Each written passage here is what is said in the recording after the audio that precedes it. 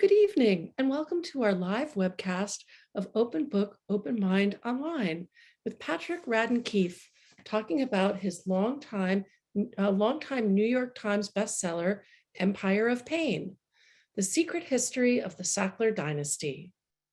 I'm Ariel Zeitlin, one of the librarians at Montclair Public Library, and first, I'd just like to draw your attention to the Q&A button. If you're using a computer or a smartphone, it's at the bottom of your screen. If you're using a tablet, it's at the top of your screen. That's how you can send us your questions for the Q&A, and it's also how you can ask for live tech help from my librarian co-host, Alex Russo, at any time during the webcast. And now, I'd like to introduce our new interim library director, Janet Torsney, who'll be doing the introductions. Thank you so much, Ariel. I'm so delighted to be here. And I want to thank everyone for joining us, and thank you for your support of libraries in general, public libraries in particular, and especially the Montclair Public Library.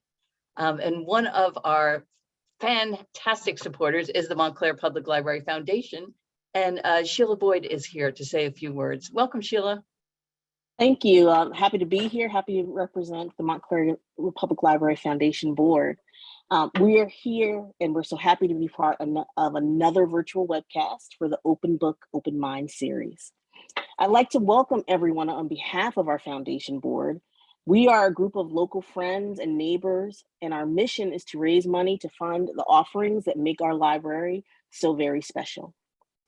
Those offerings include what we're experiencing tonight with this Open Book and Open Mind session, but we also support staff development, building restoration, and other needs that aren't covered by our township's funding.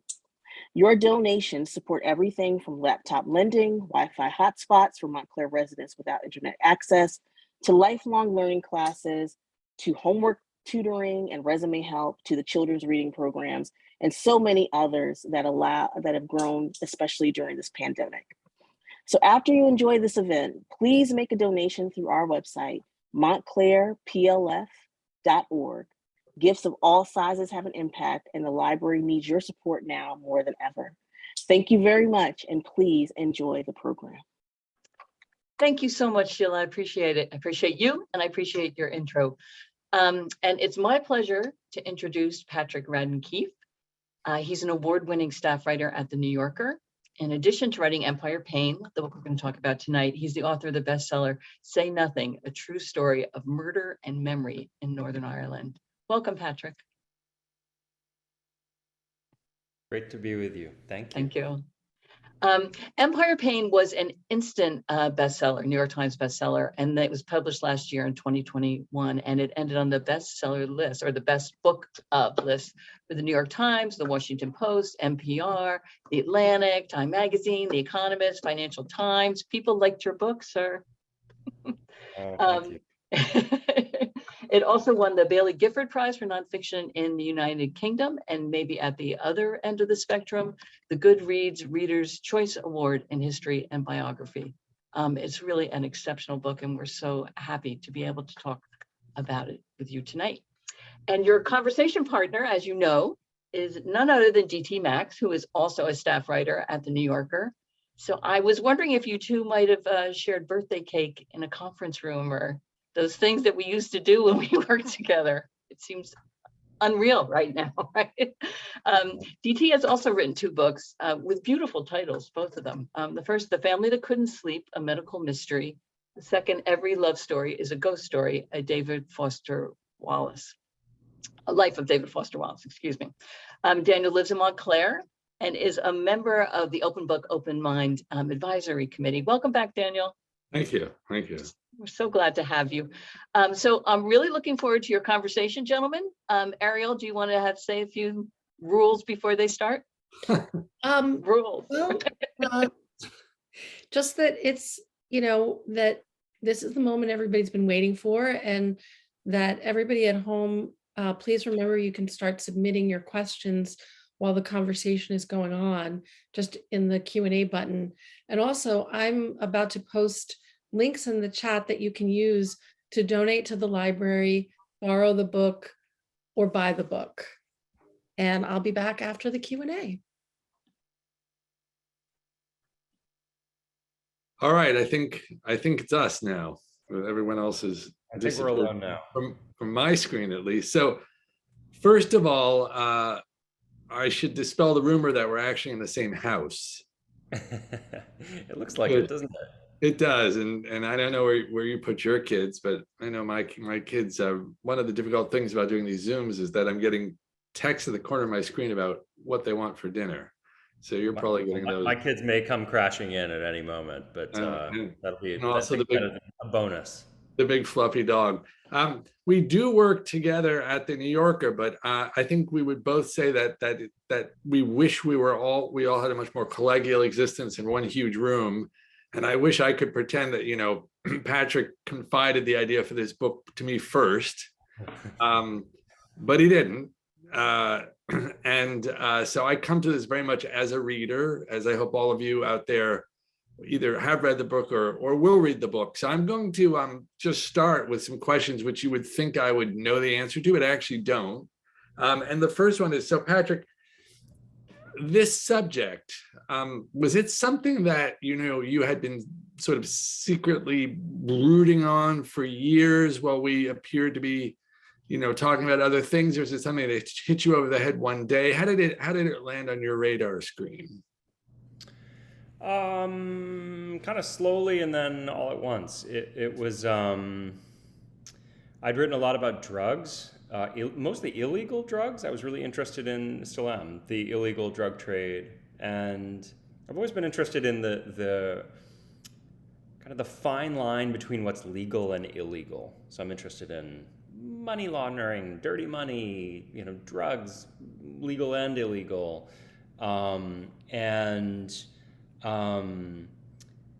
I had done a lot of writing about the Mexican drug cartels, and one of the things that was really interesting to me was the ways in which the cartels operated. I mean, I think when we talk about Mexican drug cartels, there's a tendency to think of them as these very violent organizations, which they are, these gangs, but they're also big multinational commodities businesses. And I was really interested in the drug cartels as businesses.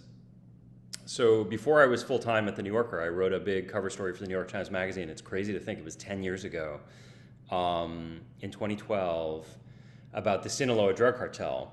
And this was so long ago that I remember pitching it to the Times Magazine, and I had to explain who Chapo Guzman was. That there was this guy, Chapo Guzman, who ran this multi-billion-dollar drug smuggling empire. And I was just interested in the kind of business decisions they make, like how vertically integrated are you? Why is it that you only move as far as selling to wholesalers in the United States and you don't get into retail drug trading? How do you diversify? And I noticed that they had these different product lines. And primarily it had been cocaine and marijuana, a little bit of heroin, and then increasingly methamphetamine when I was writing. And then at around that time, you also started to see suddenly much more Mexican heroin. And that was really the kernel of this book, which is a weird way of thinking about it, but that was how this whole thing started for me, was that there was suddenly all this Mexican heroin in the United States. And in a way that I think is like kind of characteristically American, and its myopic way of thinking about the drug trade. People here tended to say, like, why would those crazy Mexicans suddenly send all this heroin here? Like, as if it's purely a supply issue. And it turned out that it was actually a demand issue, that there was a whole generation of people who had become addicted to heroin after starting with prescription pills, after starting with prescription opioids. And once I had sort of figured that out, I started looking at the opioid crisis. There was already quite a substantial literature on the opioid crisis at that point. And what I found was that the company that really sort of started things off in the opioid crisis was Purdue Pharma, this Connecticut company, and that they were owned by this family, the Sackler family. And I knew that name because I grew up in Boston, and there's a Sackler museum at Harvard, because I moved to New York City to go to college, and I would go to the Sackler wing at the Met. I lived in Washington, D.C., and there's a Sackler gallery on the Mall. You went to London, there was a Sackler.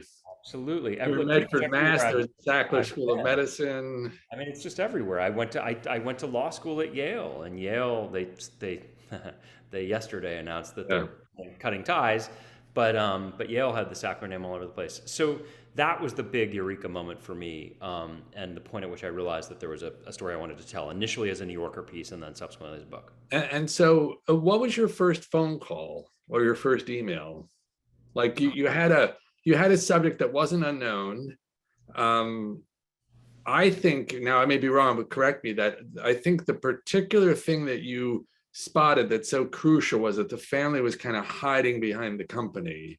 And that was the news, was that there was a family that was really could be identified, a weirdly public-private family, as you point out in the book. So one of the things I think Patrick does very well is he gives you the personalities of these family members. And I think that so was your first call to try and see if you could get, you know, inside the family, or was your first call just did you know about treasure troves of records, all the depositions that had occurred, or did you just call your best friend and go, I don't know what I just said I'd do?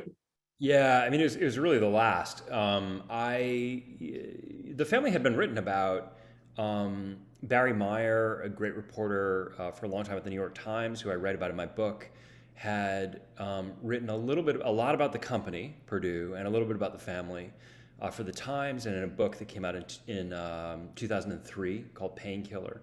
Sam Quinones, another great reporter, had published a book in 2015 that had a few chapters about the Sacklers.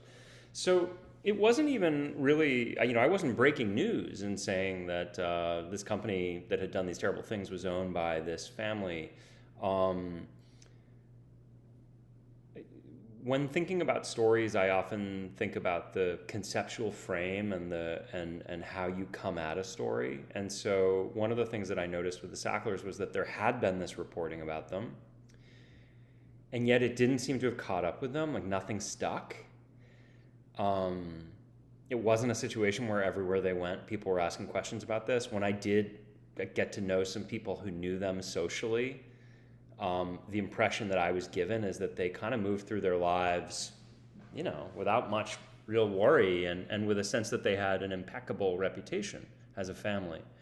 And that struck me as weird, and I thought that part of it might be the way in which the reporting on them had been framed, that you would get these stories where there are multiple different strands and the Sacklers were one strand. It's like if you've seen the movie Traffic, right? It's the kind of multi-strand narrative. We see this a lot in nonfiction books. You sometimes see, you see it in long-form journalism as well, but where you're servicing like 5 or 6 different plot lines, and you keep kind of cutting back and forth. And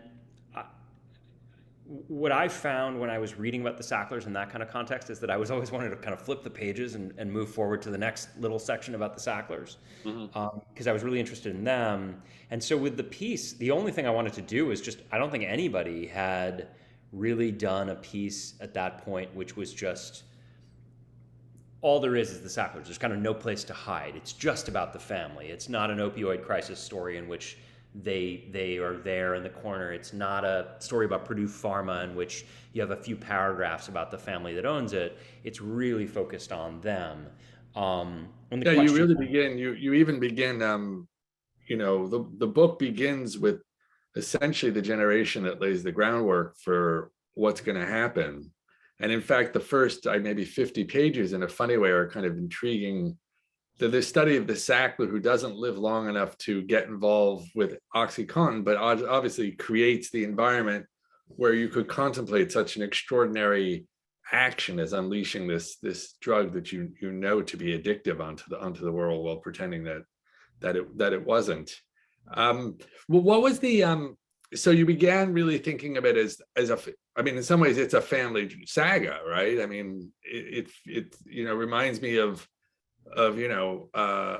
that kind of story where there's a lot of intergenerational, but the basic story, and I think we can't assume everybody in our audience knows that the basic story, just in a nutshell, give it to us if you would, is that the Sacklers invent a substance.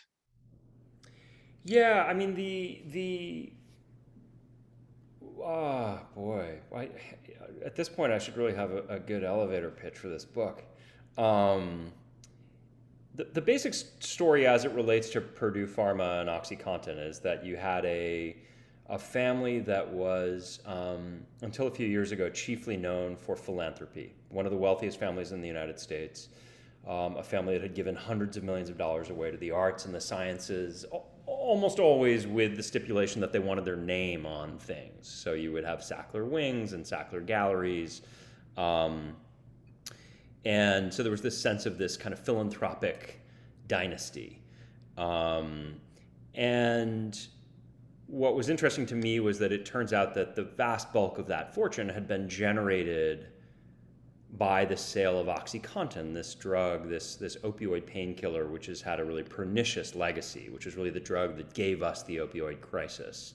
And the opioid crisis has this terrible public health crisis that's unfolded really since the introduction of Oxycontin, and it's evolved, it's had different phases. It's now really not a prescription pill crisis in the way that it was 25 years ago, but it's killed more than 500,000 people. It's a really terrible legacy. And so for me, what I wanted to do was kind of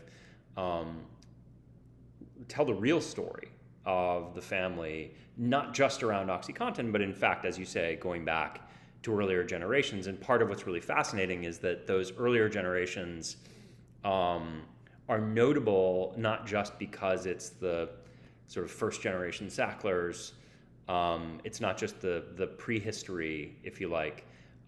They're notable because they too were doctors who were involved in the pharmaceutical business and in pharmaceutical marketing. And so there's this kind of longer story that you can tell about the hijacking of medicine by commerce. And I believe that the family, from the mid 20th century right through to the early 21st, was really instrumental in that story. So if you can, let's pretend you're as all of us long form New Yorker writers on some level, I think are therapists without licenses. So I'm the Sackler family, and I've come into you, and you're gonna. I want you to explain to me, like, what is it what is it about us? Like, what made us do this? What's distinctive about our psychology or even our psychopathology now that you've had all this time with us? Well, I think there's a few things. I mean, one of the things I find most intriguing is that originally you had three brothers, Arthur, Mortimer, and Raymond, and they grew up in Brooklyn. Their parents were immigrants from Europe. They didn't have a lot of money. The parents spoke Yiddish in the house. They didn't speak English initially. And they had huge ambition for their sons, and they wanted them to be doctors. And there was a sense of doctors as a kind of priesthood, as a vocation that was beyond reproach, that was incorruptible.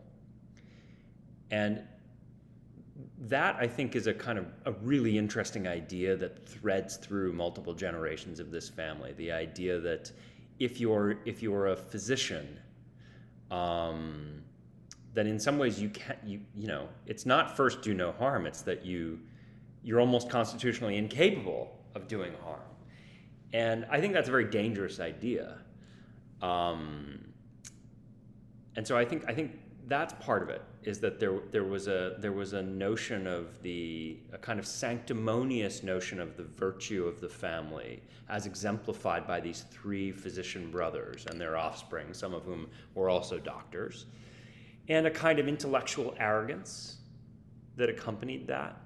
And I think the intellectual arrogance is important because in some ways the story of Oxycontin, it's a story in the first instance of a family that takes a very, very addictive drug and unleashes it on the world with a sales pitch that says it's not addictive. So that right there, I think most people would look at that and say, bad family, not a good thing to do.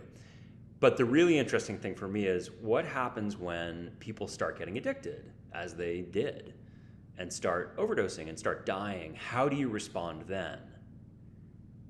And I think a lot of other people, I'd like to think that this would be true of me. If I was wrong in the first instance, that I would be able to assimilate the new data showing that I was wrong, and that in fact people were dying and getting addicted to this drug that was supposedly not addictive, and that I would change course. Well, And it's an interesting point. I think one of the things that's very intriguing in the book is that the family is sort of strangely detached from the extraordinary problem that they've unleashed on the country, almost as if we weren't all living in the same country. And when you talk about sort of Mexican cartels, if this weirdly enough would become sort of business school study, this is, among other things, the story of a company that failed to diversify. I mean, they simply could not understand they had an absolutely poisonous source of income. And one of the solutions to that, right, is that you sell something else and then you quietly phase out your mistake. Like, that's one way you get past this mistake that you've made, right? And maybe you pay some fines and whatever. So that's one thing I found very intriguing. And then the second one was that for all that they're private, this need to put their names on buildings is, in a funny way, what made them an ideal target for, Patrick Keefe. Like, if they were truly private, as many billionaires are, it's very hard to kind of get traction on them. But we felt we knew them because we had gone and seen, artwork in their galleries, or we'd gone and had our teeth pulled at their dental schools or whatever.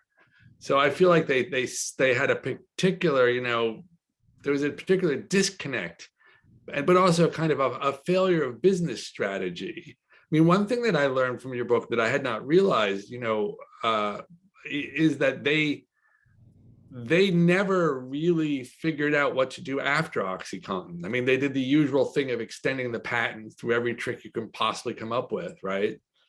But their actual intellectual capital was fairly small. They didn't really know. I mean, they're also not a huge player in the farm. You're zooming into the world of big pharma here. I mean, what's left of it.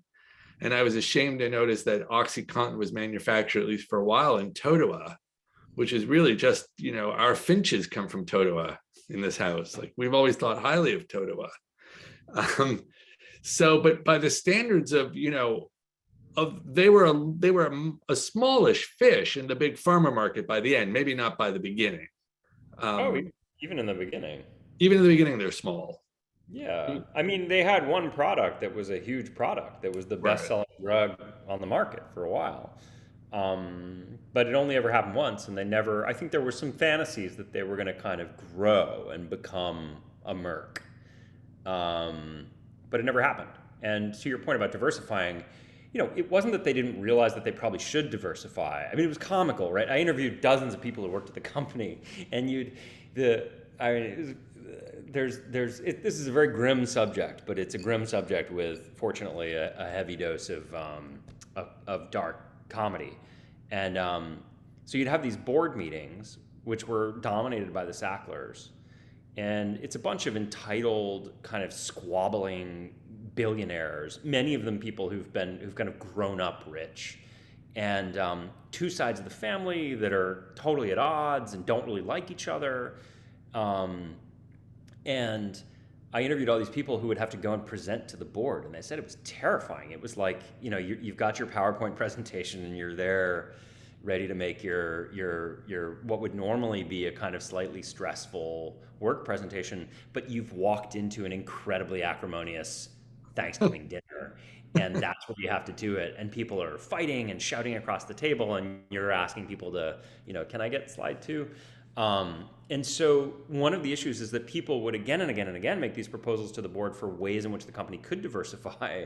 And hilariously, they would always get rigorously questioned by the Sacklers. But the bottom line was always the bottom line. It was always, what's our return going to be on this asthma product? And the people making the presentations would always say, well, we'll have to see, could be pretty decent, but not as good as opioids. And the board would turn it down. And so I think there was a kind of failure of entrepreneurial imagination on the part of the family. But also, I think, I mean, there are a number of people who've said, and it's a slightly easy analogy, so I don't want to lean too far into it. But there have been people who said you get addicted to the money at a certain point, and this was a family that was enjoying these just thumping returns every month, and they would get these huge disbursements, which could only come with this blockbuster drug that happened to be highly addictive. So I always find the hardest thing about journalism, at least if it's practiced properly, is when you actually meet the people you've written about. And I was curious, and I don't think I saw it in the. I know that they kind of sort of assaulted you with lawyers and PR people, but have you ever actually met a Sackler? Nope. Not the filmmaker. The most recent generation, I think Patrick captures this beautifully, sort of try to outrun their origins. But I don't think they're even conscious that that's what they're doing. I think they just think they have the money, and when you have the money and the education, you may well become a documentary filmmaker. You might become a designer. There's entitlement of money creates opportunities, creative opportunities too. So you've never, and nobody ever sent you a note saying thank you or how dare you. It's all been handled by their people, always the people. Yeah, I mean, not for lack of trying. I meant more you were because they are people, and I realize you approach them directly as you needed to as a journalist. I meant one day you're at a movie, No, I mean, I should say the nature of like part of what I hope the book is about is elites in this country and elite institutions and elite signaling and the kind of clubbability that comes with that. And I am hip to the fact that like I'm having this conversation with you, it's the library in Montclair, and you and I are both staff writers at the New Yorker. And I went to Yale Law School, right? Like I am a creature of that world in a way.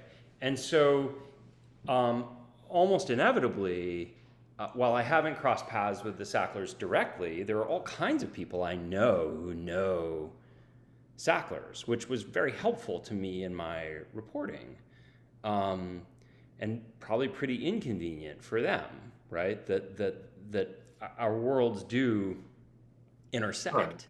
In a way.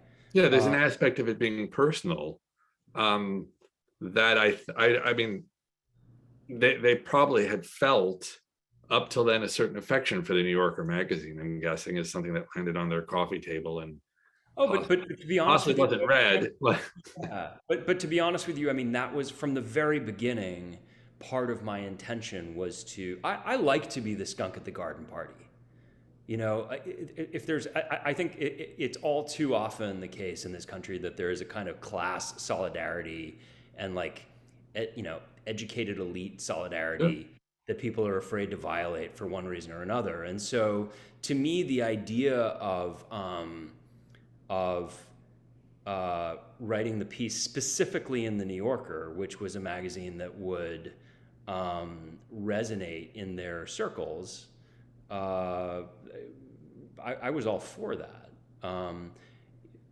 In part because some of the people who I know who know them would essentially tell me, oh yeah, it's this thing that nobody talks about. We all kind of whisper about it. Yeah.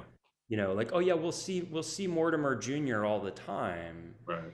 And we all know that he's really wealthy and he's on the board of the Guggenheim and he does this and he does that, but we don't, when he leaves, we kind of whisper. And the idea that he could move through the world and never be asked those questions outright himself seemed weird to me. And so I think that, the idea of doing it in the New Yorker in that respect felt actually kind of strangely appropriate. And and on the flip side again, and I don't mean to create sympathy for the family in any way, but if you look on it also as a tragedy, and I think there is an aspect of your writing that's always sympathetic to the idea of tragedy. No one reached out to you and said, thank you for telling the true story of my family, or thank you, this has been something that, I've hated being a part of this. There's just too much money for anyone to have those feelings. Yeah, I mean, so I had a kind of theory of the case early on, not so much when I was working on the piece, because I only spent 7 or 8 months on that, but when I got into the book, which was that I thought there has to be an apostate. Right. There has to be some third generation Sackler Yeah. who doesn't have their head in the sand. And has been waiting for you to come. Yeah, or I mean, it wasn't even that self-interested. It was more just like, okay,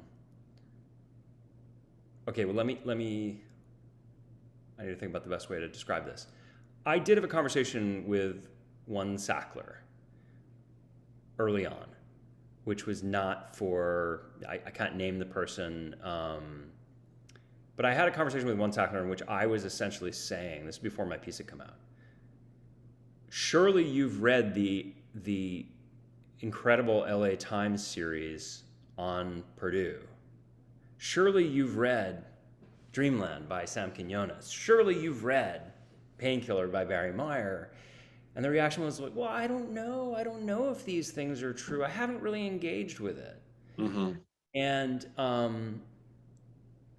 I figured that there must be at least one person who had actually kind of taken a hard look, somebody who just sat down and said, right, I'm going to read all this stuff and see what I think as as somebody in their 20s or 30s who has my own, kind of keeps my own counsel. I didn't find that person. It's interesting because in other ways, the family exhibits in your telling every known dysfunction. Totally. So it's not as if it's a family that's marching brilliantly in military lockstep to, that's part of the story, is that they don't really agree on much of anything, except that it's pleasant to have the money and it's good to ignore its source. I mean, that's essentially a lot of what comes across. So just wild though. That's the one common denominator in a family that can't agree on anything. That's the one thing that they agree on. Yeah. And so, and usually when we talk about a nonfiction book, one of the great tricks of nonfiction is that, when you finish the book, it's done. But of course, the Sackler story, and you leave it, I wouldn't say in medias res, but like we're along the way towards conclusion of res. And in fact, the story is even going on literally today. So at the end of your book, and I don't think this is a spoiler, right? I don't think with nonfiction we can talk about a spoiler. It's kind of a long, slow, grinding story where sort of district attorney or federal prosecutor after newspaper after book writer takes a little bit off of them, but they keep going and they keep fighting back, and they've got very, very expensive legal help. And then we get, almost to the present day, and the Sacklers, to my mind, make an extraordinary offer, but I think you show it's self-interest, which is that they'll actually go into bankruptcy because it's a one drug company. And they'll basically they'll give the state and people who've been hurt everything except the money they have in their pockets. But it turns out that they've actually pulled all the money out of that company, as you beautifully describe it in the book. And these are complicated ideas that I think Patrick's very gifted in making simple. So there's this bankruptcy court. And, I was just an ordinary reader of these articles where how many states were party to the agreement? It's September where there's the first agreement. Is that right?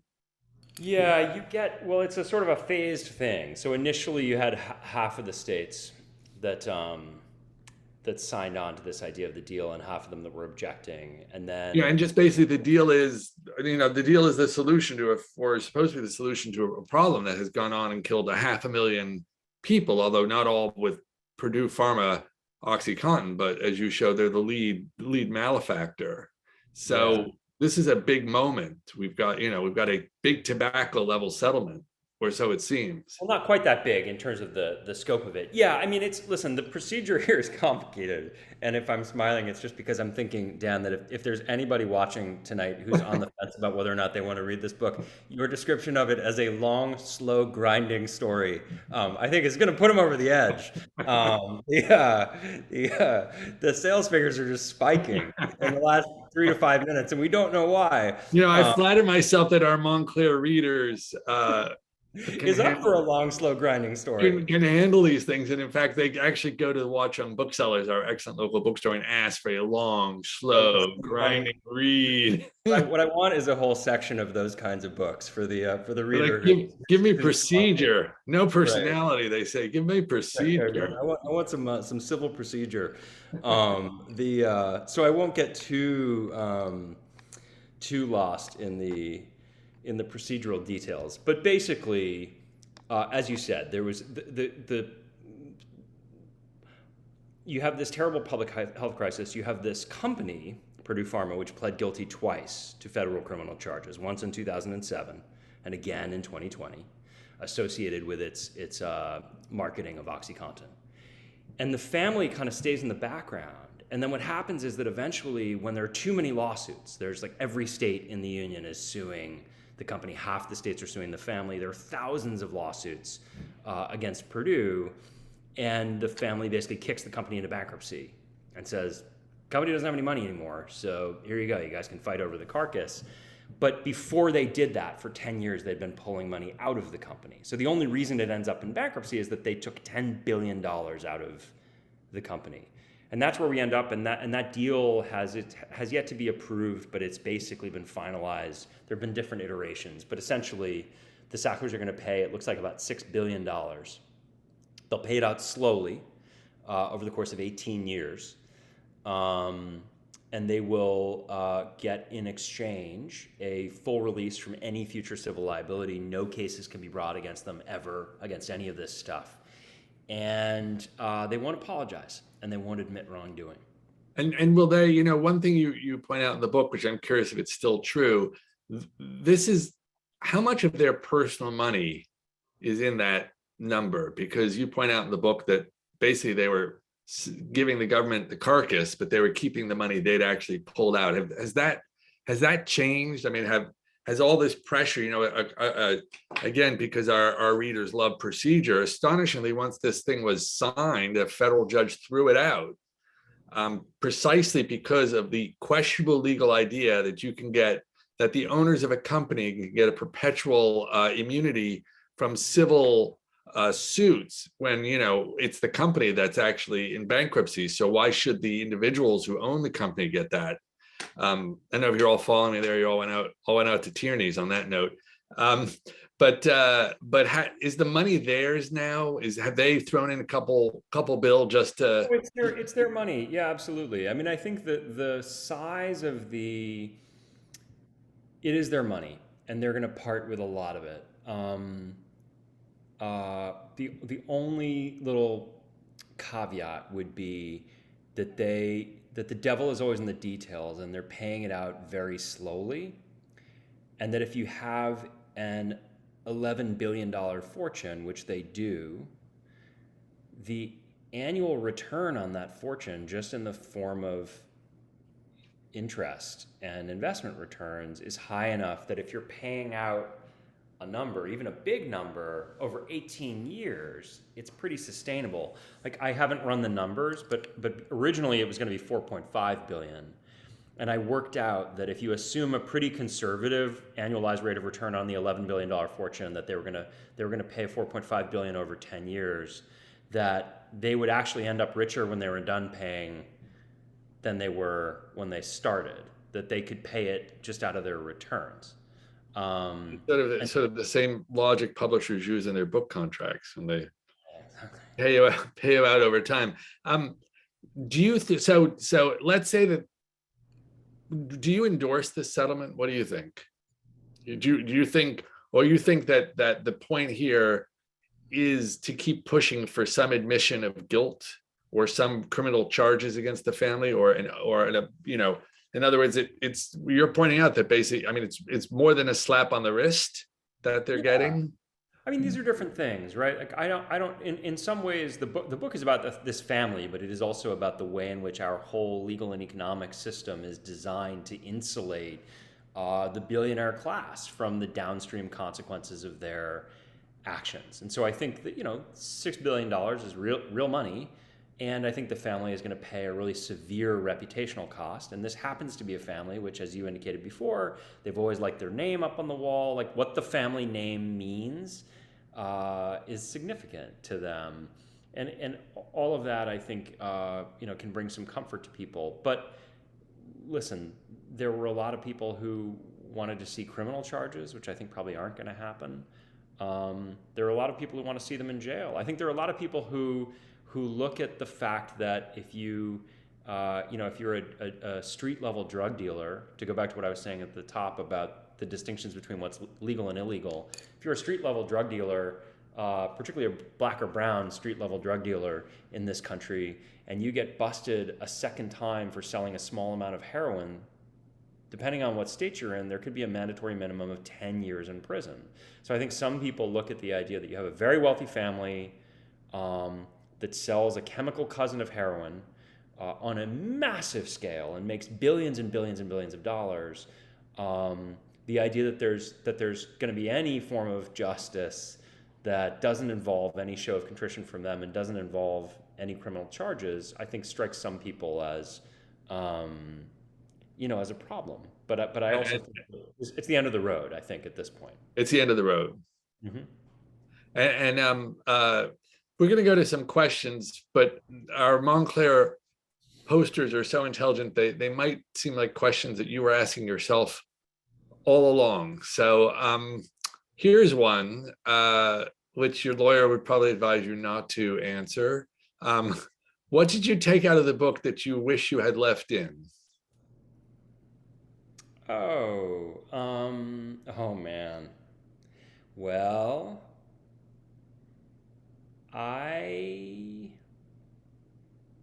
this is going to be a tantalizing answer that I won't be able to elaborate on, but there's somebody who knew Richard Sackler who told me the wildest story about Richard Sackler that you can possibly imagine. And I really, really, really wanted to include it in the book, but it was told to me in a context where we weren't on the record, and it wasn't my place to just by brute force get it into the manuscript. So I had to leave it out. But I'm still working on this person, and my hope is that maybe in some future edition I'll get it in there. Can you just answer if it's another P tape? No, right. But it's a crazy, crazy story. All right. So from the same questioner, here's one that your publicist will suggest you definitely answer. What are you working on now? So I have I'm back at the New Yorker. So I just filed a piece today about oligarchs in London. And I have a book that's going to come out in June called Rogues, which is a collection. It's a collection of 12 pieces from the New Yorker that I've published over the last 15 years, mostly about people behaving badly. So that'll be out in June. And I'm trying to figure out what the next book is. Here's one about the FDA, which I think is a good question, because you write a lot about the FDA and how it was co-opted in this drama. So how could the FDA allow the drug company to produce the drug, which is Purdue Pharma, to say that the drug was not addictive? Is it not FDA's responsibility to do their own research to determine the validity of that claim? Who can we trust? And I would add a caveat to that, or not a caveat, but a sequitur, and say, is the FDA better at this now than it was when it had to look at Oxycontin? Well, so or worse. Yeah. The short answer to the first part of the question is that there were no studies done on Oxycontin's potential addictiveness prior to the release of the drug. The company claimed that it was not addictive, that it would not be subject to abuse. But that was kind of a conjecture, and that some of that language nevertheless ended up in the marketing. The official at FDA, whose job it was to go through the whole process and approve the drug for sale to consumers in the U.S., but also to approve the marketing language, the marketing claims, was a fellow named Curtis Wright. And after he did that approval in record time, Curtis Wright left the FDA, and about a year later, he ended up getting a job at, wait for it, Purdue Pharma. So he went and worked at the company whose drug he had just approved with a salary that was 3 times what he was making in government. Are they better today? I mean, honestly, I wish I could tell you something more optimistic. There are a bunch of ways in which I think the FDA has not learned from its experience with Oxycontin. They certainly, in their dealings with me, did not strike me as an agency that was looking back and wanting to, kind of looking at that as a teachable moment. They were pretty defensive about stuff. The last thing I would say, though, with my own caveat, is that I don't think that means that people shouldn't get vaccinated. And I say that just in case anybody has a question about this in their mind, and I hope they don't. But, there's this oddity where I published this book in April, and early in the book, I tell the story about how back in the 1950s, Pfizer bribed an FDA official. And when the book came out, I had just gotten my first Pfizer shot. And it's been a strange time to have this book out there, and occasionally there are people who kind of hold my book up as evidence that we shouldn't trust the drug companies and we shouldn't trust the FDA. And I guess what I would say is, I think most of us should hopefully be able to, I think everything gets flattened these days to a bumper sticker or a tweet. And the truth is, we should not be kind of blindly credulous and just believe anything that the FDA and the drug companies tell us. We should remember that these are big, profit-driven companies that have, profit first and foremost in their minds. If you go to the hospital, you have probably experienced this. You realize at a certain point that you're getting kind of shuttled around and people are thinking about money. That is what's governing your experience. So I want people to read the book and get that. I don't think you need to slide all the way to the other end of the continuum and not trust doctors and not trust science and not trust anything that the FDA approves and not trust the drug companies. So if I sound a bit defensive, it's just that I want to make it clear that the book should not be misread as as any sort of argument that we shouldn't all get vaxxed. You're boosted? You bet. Here's one for you. I myself wouldn't be able to answer this question for my own two books, but you might be maybe be able to. Which book was more fun to research and write? Empire of Pain or Say Nothing? Say Nothing is a book about Ireland and another terrific investigative work by Patrick. So let me give you that again. Which book was more fun to research and write? What was the phrase you used? Like long, dark slog? Say Nothing was another long, dark slog. Yeah. They were both pretty dark. What about Snakehead had yeah, it was a little different. I guess what I would say is this: between Say Nothing and Empire of Pain, I made a podcast called Wind of Change, which was about Cold War espionage and heavy metal music, and that was lots and lots and lots of fun. So I definitely, it was researching both books was fun. I enjoy it. I love nothing more than being in the archive and being out reporting. And I think that both books have a kind of dark humor, I hope, that runs through them. But they're both pretty dark, and they both deal with subjects that are, I think, in the end, quite tragic. If I remember, speaking of tragic, Wind of Change is absolutely a terrific podcast.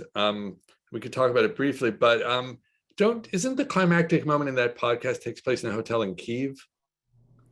No, the climactic moment takes place in a hotel in Hanover, Germany. But the second episode, I went to Kiev and saw a Scorpions concert in Kiev. Yeah. And I remember you were saying you'd always thought it was pronounced Kiev, which was probably true of right. even those of us in Montclair. So I would recommend, I thought it was absolutely, I think I called you about this, or I emailed you and we had a conversation that Wind of Change, which is about whether the CIA secretly wrote the Scorpions' most famous song, Wind of Change, was absolutely brilliant. And I would urge all those who are either already busy reading Empire of Pain and want something a little bit lighter or need a little aperitif from Patrick before they get the main meal to go and listen to Wind of Change wherever as they say on NPR, I think it's the Times podcast, wherever you get your podcasts. That's right. I don't know what that means. In Wind of Change, you could get it. I can listen to it if I have Apple Podcasts. How else do I get it? Wherever you get your podcasts. I know. I've got one right back here. Spotify, for instance. You name it. I think on the website of Crooked Media you could listen to it, but there's virtually no legal procedure in it. I can promise you, virtually no. There might be a little bit, but not too much. Oh, it's terrific. It is the ultimate shaggy dog story, where the CIA is the dog, or maybe it's the hair of the dog. And then the other marvelous thing about it is that Patrick gives you a little bit of tradecraft. So if for whatever reason you should be interested in reporting, it's actually, I think, a terrific primer in how one reports an investigative piece. Talk about surfacing, if you will, because I feel it also sort of plays a role in this book. Oh, it does. Yeah. What is surfacing in your vocabulary, and where'd you get it from? The years ago, I wrote a piece about an FBI investigation, and these FBI guys use this term surfacing, which always stuck with me, where what they would say is, if we open an investigation and we're looking at someone, we might, we might do wiretaps, we might pull records, we might follow them, we're gathering all this information, but they don't know we're investigating them. And there's this big kind of inflection point in any investigation, which they call surfacing, which is when they suddenly they suddenly knock on your door and say, hey, can we come in and ask you a few questions? And as a journalist, I think about that all the time, because there are, to take the case of Wind of Change, we started with this story that I had heard from a source of mine, which is that this song that many people think they say it's like the song that ended the Cold War, this ballad of freedom that came out right after the fall of the Berlin Wall and as the Soviet Union starts to collapse, and was a huge hit over there, that it had been written by the CIA. We worked for months before we surfaced to the Scorpions. Like, the Scorpions didn't know we were working on it. Neither did the CIA initially, because we thought that it would be better if we just kind of, kept our heads down and went around asking questions and did what we do. So that's surfacing.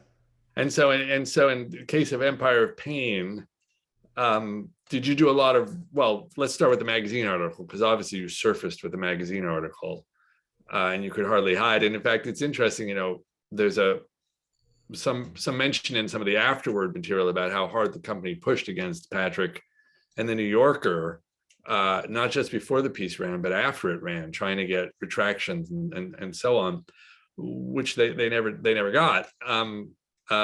And so when did the company first understand what you were doing?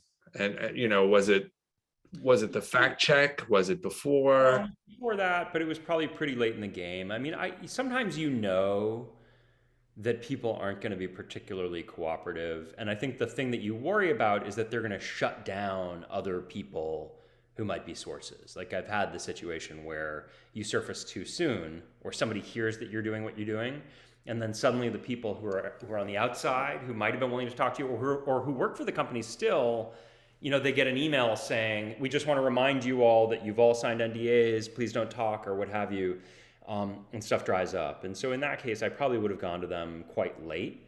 And people always complain in a bad faith way. They always say, oh, why are you coming to us now? We don't have time to do this, that, and the other. We might have talked to you if you came to us months ago, but of course, they never would. I mean, you can tell. If there would be any scenario in which I feel as though people might throw open the door and really cooperate, then of course I would go to them early. But in situations where you have a pretty good guess that they're just going to try and shut you down, I'll often surface quite late. And I mean, in this case, they had no history of cooperating with anyone, right? I mean, they never. Put it mildly. Yeah. I mean, they didn't cooperate with Barry Meyer at the Times, I mean, they were like tobacco. They were kind of a wall of denial and of intimidation. In Barry Meyer's case, they sent a team of lawyers to the Times to try and get him taken off the story. I mean, they were incredibly aggressive, and really throwing their weight around in a way that I think was pretty appalling.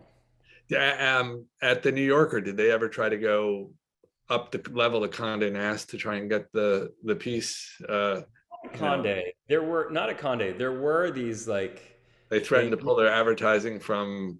No, they didn't do anything like that. They did send messages, possibly to David Remnick or to our general counsel. I remember that there were these messages that were like that were just kind of, you should know that you have a very unreliable journalist course. working for you, kind of besmirching my, my bona fides as a reporter. Course.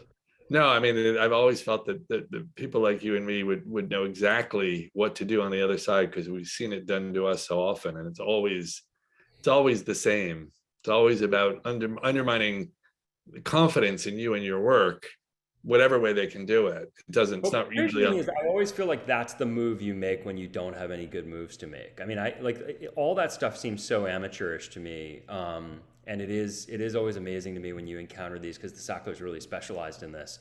They have these kind of really pugilistic PR people, and I don't know anyone who that really helps. I'm always impressed when you meet a PR person who's actually just a kind of steady hand, and they're not a maniac, and they say, look, I have a client, I've got a position here that I need to advocate, but we're gonna find a cordial way to deal with each other. It's always amazing to me that you could be a billionaire and not figure out that that's a much better strategy to have that person working for you. Well, post settlement, if the settlement is signed, what happens to this entire stance and this denial? Nothing in the settlement requires them to admit anything as a family, right? Nope. So in your imagining, the PR machine marches on as a kind of a tool of the undead. They separate the Sackler name from the company essentially in their discussions.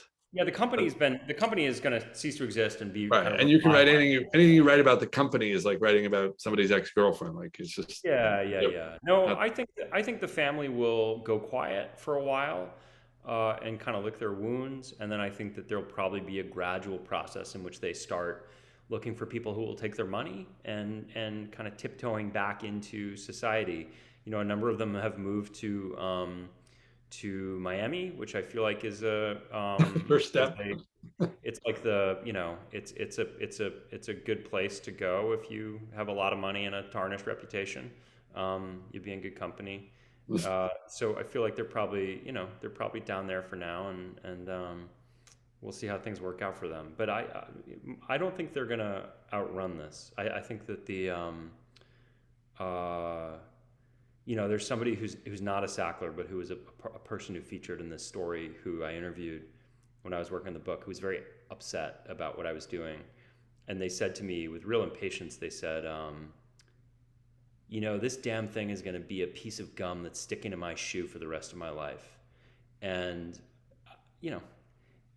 it's a modest ambition, but I feel as though I think that I do think that this story will be sticking to their shoe wherever they go. It's like, you must know the ending of 3 Days of the Condor, right? Of course. You've done more damage than you know. Yeah. I think he says, Jesus, I hope so. We have one interesting technical question and one rather different question. I think after that we'll wrap it up. This is a question I'm actually quite interested in. There's a way in which tobacco lives on outside of the United States in its most virile and repulsive form. So is Purdue Oxy still a product outside of the US? Are other companies, are people crushing it with their teeth all over the world except in the US, Canada, and the EU? I mean, what's the situation? Well, I mean, what happened with Purdue was that at a certain point, it's very similar to tobacco in the sense that at a certain point, profits started to plateau here in the US as physicians and patients began to wake up to the dangers of the drug. And I should say, I mean, Oxycontin is still prescribed, and there are still people who it really helps. I'm not suggesting that the drug doesn't have real therapeutic benefits for some people. But I think in terms of the idea that it was like a drug with no side effects, right? At a certain point, Americans woke up to the fact that just wasn't true.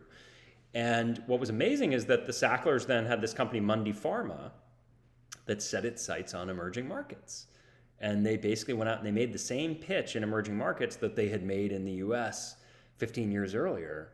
And so they would go into, Colombia or Mexico or Brazil or China, and they would say, oh, there's 40% of the population is suffering from undiagnosed chronic pain, and we have this great drug that can help you. and you would see that same move. You don't see the level of penetration in other countries that you saw in the US, and you don't see the level of crisis that you saw here. But are there problems in other countries? Certainly there are. And if I remember right, part of the agreement by which the Sacklers would finance the money they're going to pay as a penalty is they're going to sell Mundy Pharma, right? So someone else would technically own Oxycontin abroad. So should I take Oxycontin if my doctor prescribes it? Well, what is the pain reliever that you would trust? I know that you went to law school, not medical school, but let's say you throw your back out carrying boxes of snakehead up the stairs, and before you put them on eBay. And so your doctor goes, I got a couple of good choices for you, Patrick. What would you take? I mean, I can't see, based on your book, that Oxycontin really would ever be a good drug, because it doesn't cover, as you point out, the entire. It was designed to not last as long as it was supposed to, so that you suddenly had this deep need for another hit. That strikes me. I don't know that was like a cynical design. I think it was that they hoped it would last for 12 hours. It didn't in many cases. But they knew it did. They knew it didn't, according to the book. Yeah. But but I don't think that was by design. Listen, I mean, I think my feeling is basically that you have, and I'm not a physician, and I don't want to get out over my skis, but you have a class of drugs, the opioids, which do have great therapeutic benefits. They can relieve pain, but can also be quite addictive. There are real questions and fights among different physicians, and this is not something I get into in the book, about how useful opioids are over the long term for severe chronic pain. There are a lot of chronic pain patients who rely on these drugs and actually are worried now that they're losing access. I think my big issue is basically that in the first instance, for people who would be using the drug for the first time, I think these are drugs that should be reserved for very particular situations. I don't think that doctors should be prescribing way too many pills. If you come out, you get an operation and you come out, you probably don't need a month's supply, which was, historically the way these things were happening. I think when the drugs are prescribed, doctors should be thinking about not just how you get people on them, but how do you get them off of them? How do you monitor your own behavior and make sure that you're not kind of falling into the grip of the drug? So for myself, I'd be pretty cautious, to be honest with you. And if I was prescribed Oxycontin, I would probably take it. I would take as little as I needed for as short a period of time as possible. Which obviously, it's the whole reason that the drug became such a success and also caused so much misery is that the Sackler family and their company pushed for the exact opposite. We want the biggest doses over the longest period of time possible.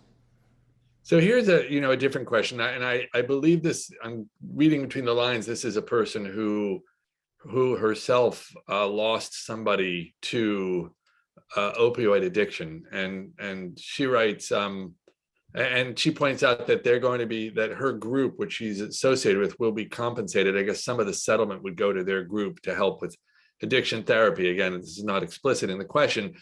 So her question is, I think it's a great one. You did a great job of exposing greed covered up by extreme wealth and philanthropy of something that was devastating. How do we help continue the story and rally support to go to research in better treatment options? And I think this is the interesting part, and stopping the stigma of addiction. Yeah, I mean, the stigma issue is a huge one. As the questioner will know, but a lot of Americans don't know, during the COVID pandemic, the opioid crisis didn't go away. The opioid epidemic has been going along in the background and actually has intensified. There are 100,000 people who died of overdoses in this country last year. So it's still a huge issue, and one that is not being taken seriously enough at every level. Like, I think it's under-resourced. There's not nearly enough treatment options. People aren't thinking creatively about how we address it. The political rhetoric, sadly, is all about often about illegal fentanyl coming in from Mexico and China. To go back to what I said at the very beginning, it's the supply side paradigm, right? Not that we have a demand side problem that we need to think about, but it's all about the Mexicans and the Chinese. And if we can just close the border, then we won't have an opioid crisis anymore, which is ridiculous. I think the issue of stigma is real. I think that each of us in our own lives can work on that. And one thing that I guess the one thing I can tell you is having worked on this book and gotten to know a lot of people whose lives have really been upended by these drugs, both people who are in recovery now, and then in many instances people who've lost loved ones. It's really fundamentally changed the way I think about addiction. And I think that there is a rhetoric in this country, and the Sacklers, I think, we're very guilty of this, which essentially describes addiction and abuse as an issue of willpower. It's like, if you have kind of poor moral character, you choose. Richard Sackler famously said, addicts choose to be addicted. They get themselves addicted, was what he said. And it's not true. And I think you realize that, in fact, there's a kind of a chemical juggernaut that some people really struggle to withstand. And so, I've tried to approach this with humility and compassion, and I hope that each of us would do that, and that in that manner, we can help to diminish some of the stigma. And I think that the more we diminish the stigma, the more people talk. Just today, you should all read, there's an amazing piece in the New York Times about it. Just today, there was a hearing in which 26 victims of Oxycontin, mostly people who'd lost loved ones, spoke in court and actually were able to address 3 of the Sacklers. And their stories are heartbreaking, but I think important for all of us to listen to. It seemed to me, I don't know if there's tape of that, but it seemed to me that the Sacklers were practicing a kind of absent presence as these people told their stories. Did you actually watch the I guess they're not depositions, but whatever they were technically called? I couldn't watch. I was able to listen. It's typical that these things were all negotiated, presumably by the Sacklers' lawyers, and so the general public was not allowed, and the press were not allowed to see the video of David and Teresa Sackler. Richard Sackler wouldn't even be on the video for the victims who were addressing him. He dialed in by phone.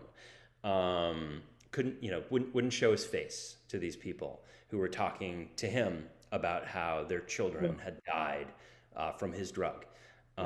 But he dialed in by phone. So I'm in a kind of a moment where I believe we've come to a good place, but I don't know how to retrieve Ariel. It's almost like a moment from The Tempest. And here she is. All right. So before you come in, I just want to thank Patrick on my behalf as well. It was a terrific conversation. I'm only sorry that we're actually not in the same house and can't discuss it more afterward. But really appreciate your coming from your leafy and erudite suburb to ours, and hope to see you in person soon. So thank you. Thank you. Thank you so much. Yay. Patrick and Daniel, thank you so much for coming to Open Book, Open Mind for this important and powerful and, frequently distressing conversation. And thanks so much to everybody in the audience for joining us today, because without you, we don't have a show. And so this is the part of the conversation where I remind everybody that the book is for sale.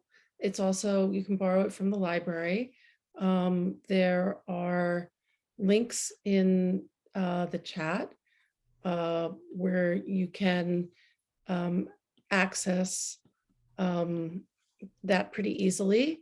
And if you care about this kind of book and you want there to be more books like this, and you want people like Patrick to keep writing them and coming back to Open Book, Open Mind, then please consider buying it, because it's the most sincere compliment that we can pay an author, is to own their book. And Empire of Pain is available for sale at Watch on Booksellers, and it's available to borrow from the library. So we hope that you'll come back for our next program on April 7th at 7 p.m. We'll be welcoming Ben Raines to talk about his new book, The Last Slave Ship, the true story of how Clotilda was found, her descendants, and an extraordinary reckoning. Be well, and we hope to see you again soon. Thank you. Thank you all. Thanks, Dan. Bye.